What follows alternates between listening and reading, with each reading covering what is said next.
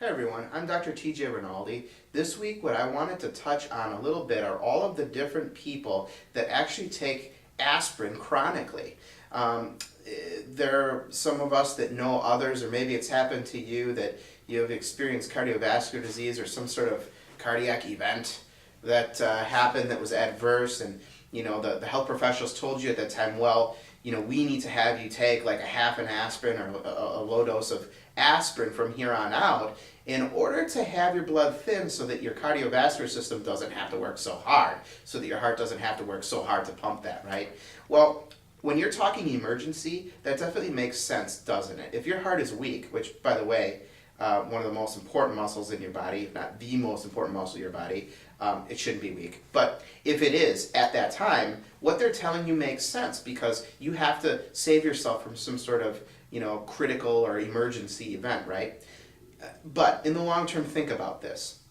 What we know about patients that are on chronic aspirin, taking aspirin over time, is that they have an 84% higher chance of stroke. That's right, stroke. That's right, your doctor's giving you a stroke.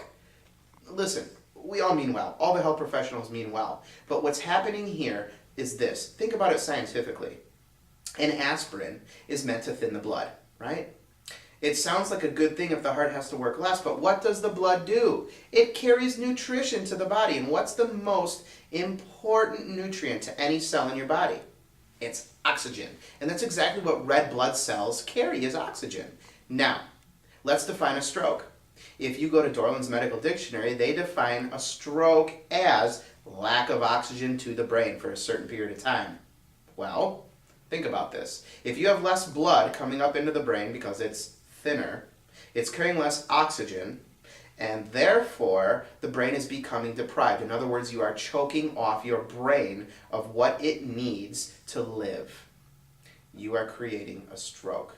And ultimately you will have that event, which is called a transient ischemic attack, if not a full-blown stroke. Please heed the warning. I hope this helps you. I'm not telling you not to do things you need to get out of an emergency, but to be well, you need to be educated by us. We chiropractors, there are other doctors out there like naturopathic doctors, there are other professionals out there that deal in body function.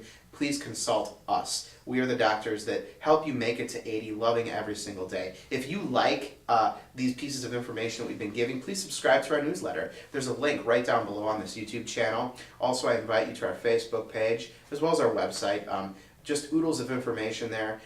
We hope you use it. We're putting it out there for you because I care about you guys. I love you guys, and we'll see you next time.